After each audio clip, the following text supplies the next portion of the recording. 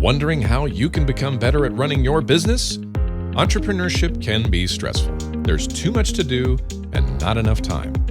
If you're isolated in your daily decisions, have no fear. Success and balance are possible.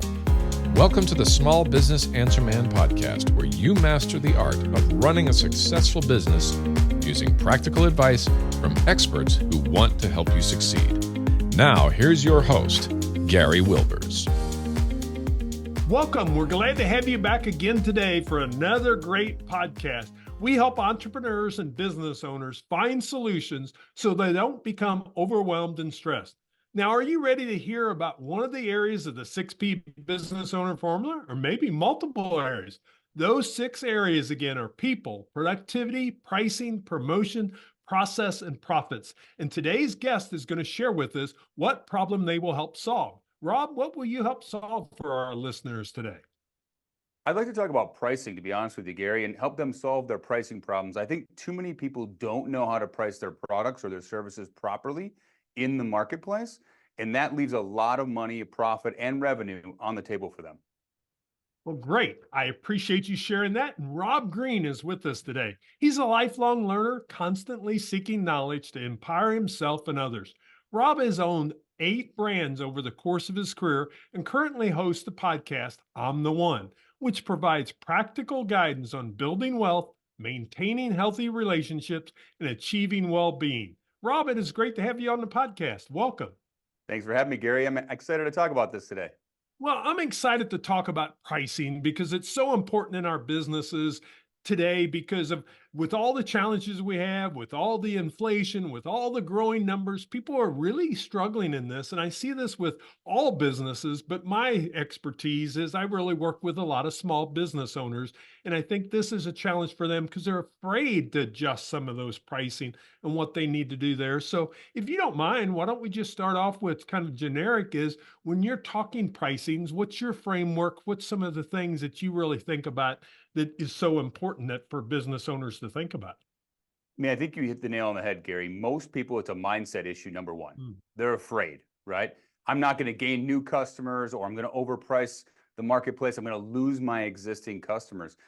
And I specialize, to be honest with you, in e-commerce. So we sell a lot of products online where you've got easy price discovery, right? It's very easy to go to Amazon and see how much our price is next to somebody else's. So what we try to think about is how do we position ourselves with pricing, right? I think of it as the good, better, best model. There's 3 different tiers. Some people call it value, premium, luxury. There's a lot of different ways to think about pricing, but think about where you're positioning your product or your service, and then try to deliver more value one level up from what you're actually giving them from a price perspective. So simple idea, if you're offering a product at good pricing, then you want to deliver a service or a product at a better value, one tier up from the pricing that you're offering.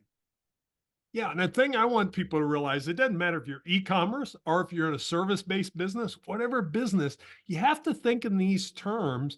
And I love the concept you talked about because I've read a lot about this myself and even trying to do some of myself, this good, better, and best philosophy. And it's really setting your services up that you have different price points that's available to them. And with some of the successes that you've seen, Robb, in your own businesses and things of that nature, can you give us some experience of, okay, someone thinking about this? I know you've done it in the e-commerce realm, but of course it's going to work in no matter what type of business you're in. Yeah, I think it goes back to really, Gary, testing, right? We all have assumptions and what we think might happen, right? But at best, it's an educated guess, to be honest with you. Pricing is so sensitive sometimes. And the funny thing that we've experienced a lot of, we've gone up in price and sold more units in some cases, right? So we often have this belief if it's going to be cheaper, we're going to get more customers. And we have found in our testing that in a lot of cases, we'll go up in price and sell more units, therefore more revenue and more profitable and significantly more profitable on each unit, right? So the number one thing people have to do is, number one, get over the mindset, be open to pricing adjustments. Number 2, they need to start testing where they can go to and where they can go to for their pricing, right?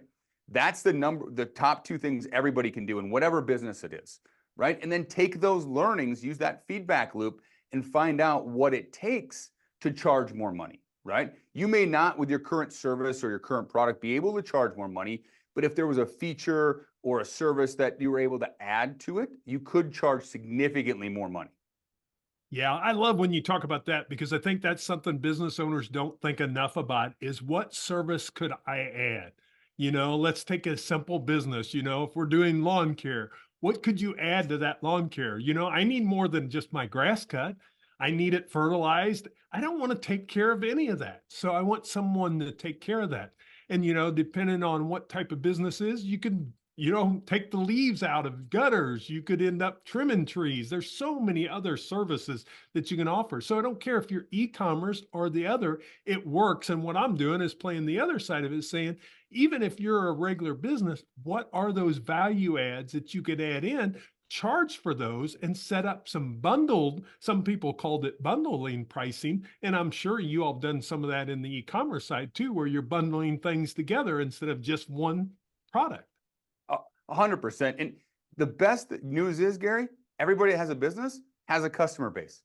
You just ask them what they want to pay for and poll your customers. Don't be afraid to talk to your customers. What do they want to pay for? What problems do they have that you can solve for them? Easy. You've already got the hardest part, which is acquiring the customer. That's by far the hardest part. The easier part is retaining them and giving them more value. And that's an important point, I think, Gary, is to separate pricing from value. Too often, people equate pricing and value. And in my opinion, it's how do I drive value up so much that it's an obvious no-brainer for them to choose my product or my service. Yeah, that becomes a real key. But again, what we've talked about from the very get-go, you have to change your mindset of what you believe, because sometimes as business owners, we put our price, what we would pay for something, into what we sell, and that has to be able to change. Robb, you've had a lot of different experiences, so I'm going to kind of move a little bit from the pricing side, but I think it really still applies to that as some of them key lessons you've learned, not just in pricing. That's a very big one that we've talked about, but really with kind of sales and marketing, that whole side of it, to really give our business owners some of that experience that you've had. Share with some of that information that you think is so valuable for business owners. Yeah, and I think it ties into what we just talked about quite a bit, Gary, because you've got a customer base. They will tell you what they want. So many business owners, I think you made a great point. Take your hat off of consumer, because it doesn't really matter. I say this to my team and myself all the time. It doesn't matter what I think. It only matters what the person paying the money cares about. So it doesn't matter what you think. There's a lot of things that we sell that I wouldn't pay more for or I wouldn't pay less for. I mean, it just depends, right? But I'm not the marketplace, and the market dictates where we want to be. Let the market tell us what we want to do. So from a sales and marketing perspective, everything gets easier if we match what the demand is in the marketplace. It's really hard to educate somebody on something that's brand new that they have no frame of reference for. But if we can meet the demand where it's coming, and that's essentially what we do online, we already know how much is selling, how much demand there is, and we're trying to meet the demand instead of create the demand. That's the beauty part of like offline businesses, service-based businesses. We already know there's demand out there. The demand's the easy part. How do we match up our offer to what the demand is and meet them and meet the people and the customers where they are in their current state of mind? So really what he's saying is, when we know thy customer, and guess what? A lot of people that listen to this podcast, there's some people that haven't started a business yet, but a lot of people have their business already. So dig into that. You've got a database that you can research right there. So if you wanted to start something new, pull some of those customers out and do a focus group. I mean, it can be as simple as making a phone call and asking 3 to 5 questions and say, hey, we're thinking about developing this new product or this new service offering that's available to you. So do a little bit of research and then start putting it in the marketplace. Hear what they're saying, what they're telling you. I think that's a challenge for us, because sometimes we get in our business and the last thing especially as your business grows, you get farther away from the front line, which means you're farther away from the customer. So you really don't know what the customer's telling you. So we have that built-in marketplace there that's so important. The other area that I think is so important is really when we think about sales and marketing is how we can grow our revenue with the services that we already have. And I think one thing that happens here a lot in pricing, and this really gets back to pricing, Rob, that you talk about, is sometimes people are afraid of raising their prices. And, I've heard different people talk about, if you raise your prices 10%, and you only lose, and whatever that number is, let's easy math of that side of it, you raise that number there and you're bringing in more revenue, but you only lose 10% of your customers, you're still making more money. So the thing we have to ask ourselves with our services that we have, is there some ways that we can do increases there? Nobody wants price increases, but let's be honest.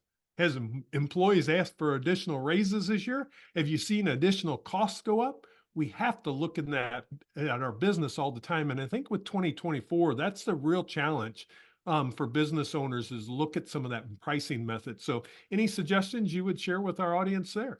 Well, I have 2 points on that, Gary. One, I just helped a friend recently. She has her own gym, and she had some mismatched pricing, let's say. It wasn't really clear, and it was confusing to her customer base. She cleared it up, and she went up and lost 0 customers, Gary.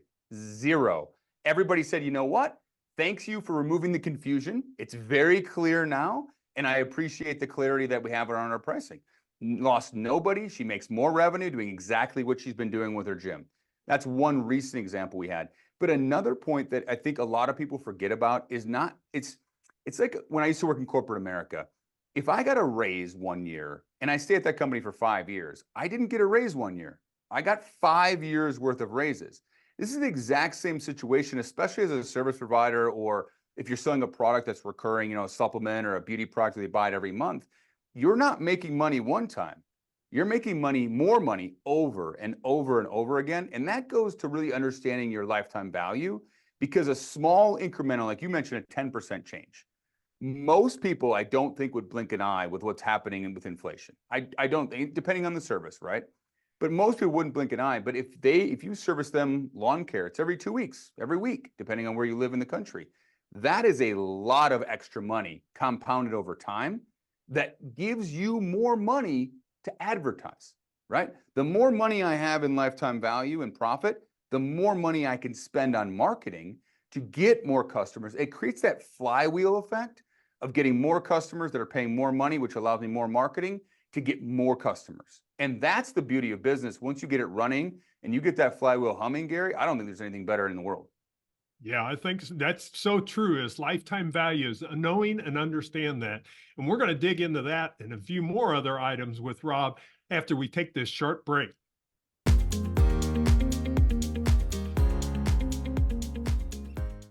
And now back to the show.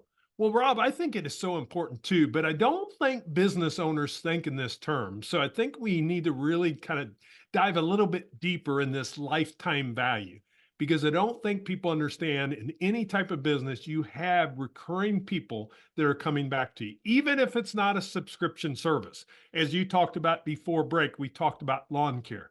When you go back every week to cut their lawn, depending on what part of the country you're in, maybe it's only 9 months out of the year or 8 months, whatever it is.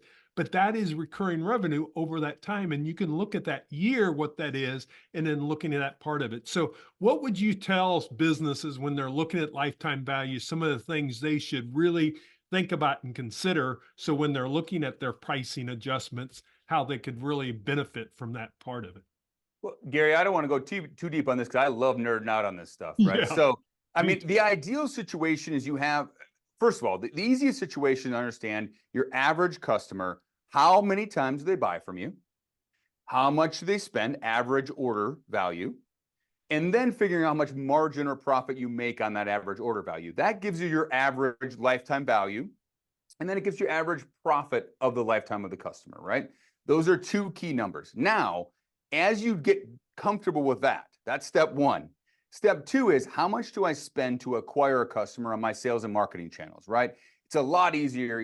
Most people aren't running TV ads. They're running direct marketing, Google ads, Amazon ads. They're figuring that out clearly on how much it costs to acquire a customer.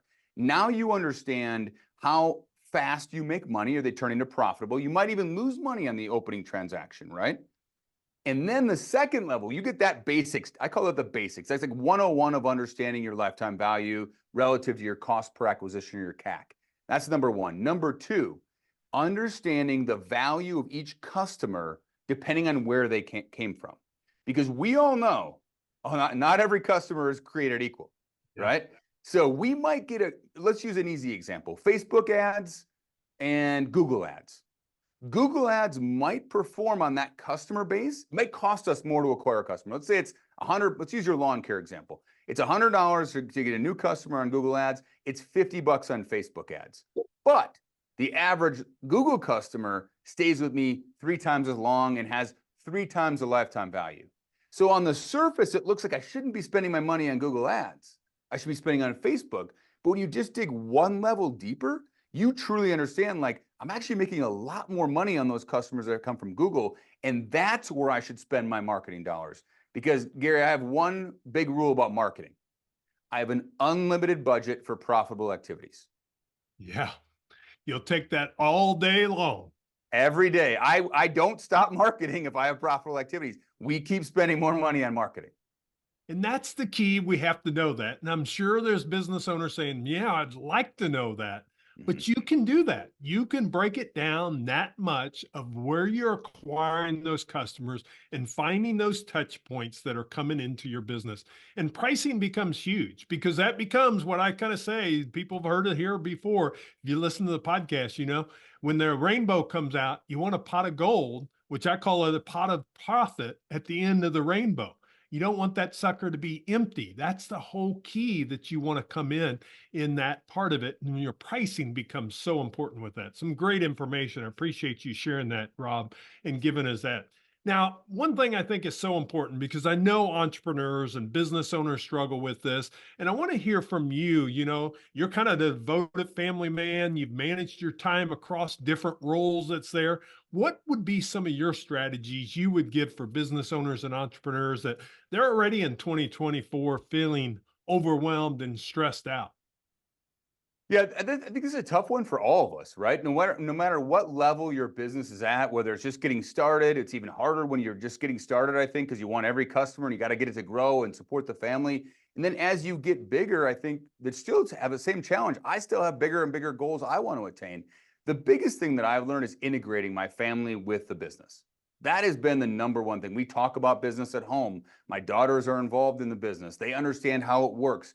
It brings it kind of full circle. And then the other thing is we protect that time. For example, in an hour and a half from now, I'm going to go play soccer with my daughter. I had to move a meeting that I had at that time, because that's more important to me than actually just going and doing just the business. So really protecting the time. And so reverse engineering, especially those of us with kids, it goes too fast, Gary. It just goes so fast. So how do I make sure that I'm available during the hours when they're not in school or playing sports or doing things that I can't participate with them, so that I can spend the time and energy? Because, you know, if you look at most studies, people that regret something at the end of life, they regret working too much and not spending enough time with their kids and their family. And I don't want to have that regret. So how do I integrate it? And then secondly, how do I protect my time? And then that forces me, because of Parkinson's law, forces me to be more productive in a smaller number of hours. Yeah, and that's so huge. And, you know, Rob, you're on the young side. I'm past that now. My kids are older, but I can tell you, I struggled with that. And I know business owners struggle with it. And no, it's not easy. But the thing is, you've got to figure it out. He's given you some great advice of protecting that time, because otherwise they become, mine's 25, 23, and 21 now. And I can tell you, it just went like that. It was over in a blink. And of course, when people are younger, they think, oh gosh, we're going through it. It's not. But man, it goes really quick. And you want to make that impact with them, because number one, you want them to still be around you when they're older. And if you're never around them when they're younger, you think they're going to want to be around you when you're older? No. So you want to give them their freedom. You want them to experience things with their friends. But there's nothing better than last night when my son calls me and he's trying to do some financial things and he's asking dad and for his advice, you know, and that feels good that we have that relationship, that he's willing to do it. Another one that I was just real curious as I done my research on you, Rob, is you believe in some of the same philosophies that I do about being a lifelong learner. And I have a mastermind group that really, I stress this because too many business owners stop learning new things. And this world is changing, not just AI, but just changing of how we attract customers and everything else. So I just want you to expand a little bit about your philosophy of lifelong learning and why are you continually trying to expand your knowledge? First of all, Gary, it's fun. Man, it's a lot of fun. I love learning new stuff. And I probably spend too much time learning new stuff and not implementing everything I already know, like a lot of us entrepreneurs. But I can't second the idea for a mastermind more than and more than anything else. I co-founded one 6 years ago in my e-commerce space, and we have it 3 times a year. We've got another one coming up soon, and we get together 11 to 14 of us. We share best practices, what's working, what's not working. Invaluable in our growth because we all care about each other and we all grow and get better together. And it's honestly one of the best concepts that so few people hear about and really understand how a mastermind works. They don't really get most people aren't even familiar with the concept, but once they're familiar with it, I see so much growth amongst my friends that are in the group. It's just been one of the best decisions I've ever made. So make a commitment to growing and learning. That's a schedule, whether it's a mastermind or a group, YPO, or I'm in Strategic Coach, for example, with Dan Sullivan, something like that, where you're making a commitment because we all get busy, like we talked about earlier. And if that's not on the calendar, you're like, I'll do it later. But it's on the calendar. I got to go make sure I go to the meeting and I add value. And you just, every time you get done with it, you're like, I just leveled up another level. Yeah, that's the key is you really get the number one, it helps you some with accountability, but it helps you level up because you get with others that are striving for that success. And it's not just about success, it's about significance. They'll make you better in your family and other areas that's there. And it really, what I found out when I was in a mastermind, and now that's what I'm trying to create with my mastermind, is really that it becomes your trusted board of advisors. Yeah. Because guess what? You can have people on your team, you can want their feedback and get their feedback, and you can truly listen to that. But when it comes to really tough things, there's a line that they know that they can't really cross. And they can't say certain things to you that might tick you off, and things of that nature. Guess what? A trusted board of advisors can do that. So I believe in the same thing. And find the program that fits you. If you're listening to this podcast, I'm not just promoting my mind. I want you to find a group of people that will make you better. Maybe it's one individual, it's just a business coach, but get some help for your business. I tell there's not enough business coaches and masterminds out there to take everyone that should be in one. But the problem is there's not enough business owners that are getting into something better themselves along the way. So I truly appreciate you sharing that. Well, it's coming up on that time that we have to kind of move forward because I always like to make the podcast, give them great information. Robb, you shared some great things. I know you've got a podcast if people want to check that. I'm the One. And also, I'll give you his website. You can go to that, imtheone.com. We'll have that in show notes that you can reach out to Robb and be able to check out his podcast. He's on LinkedIn, so check him out there. Anything else that you'd like to share with the audience? And what is kind of your podcast? What's kind of your goal of your podcast? Yeah, so I think of it as 3 pillars, right? I think about it as health, wealth, and relationships. How do I achieve, if I'm giving myself a grade, an A in all 3 of those categories at once? And I think entrepreneur is such a unique position because we struggle, right, to balance or integrate all 3. And oftentimes I've seen a lot of guys focus on one, and then the one or the other 2 fall by the wayside. And generally I see a lot of guys that are wealthy that are in terrible shape. They can't walk upstairs without breathing heavy. They don't have any relationships. They've been divorced 5 times, right? So how do I win in all 3 of those categories all of the time? And I think that they're fully integrated. And so that's what I really talk about. Really, my focus is health, wealth, and relationships all the time, every day for me. Great. Well, check out his podcast, I'm the One. We're going to have all the show notes that you can check it out below. So please do that. Robb, before I let you go, one last question. We may have talked about it, but it can be something totally different. What's your best advice for business owners? So I think knowing the lifetime value, understanding your lifetime value, your cost per acquisition is the number one piece of advice I give for everybody. You've got to know your numbers, because those numbers are going to dictate what you're going to spend money on from a sales and marketing, and small tweaks in those numbers can make a big difference to the value of your business. Great advice. I appreciate you sharing that. It's great to have you on the podcast. Thanks for joining me today, Rob. Oh, thanks, Gary. I appreciate it. Now, I want to tell you, I always give you an action item. The biggest thing I wanted you to think about, I want you to think about your pricing.